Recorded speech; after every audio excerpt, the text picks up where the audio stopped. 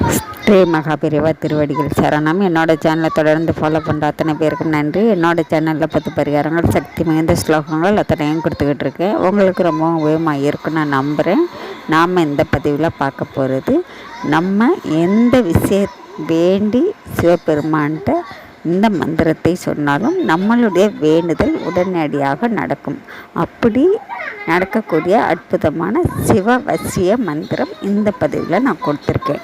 உங்களுக்கு எந்த விஷயம் நடக்கணும்னாலும் சரிங்க, முழு மனதோட நம்பிக்கையோடு பக்கத்தில் இருக்கக்கூடிய சிவபெருமான் ஆலயத்துக்கு போய் அங்கேயே நீங்கள் உட்காந்து முழு மனதோடு இந்த மந்திரத்தை என்ன விஷயத்துக்காக வேண்டிக்கிறீங்களோ அதை மனசார வேண்டிக்கிட்டு சொல்லிவிட்டு நீங்கள் வில்வ இலைகள் வாங்கி உங்களுடைய பெயருக்கு அர்ச்சனை பண்ணிவிட்டு வரலாங்க.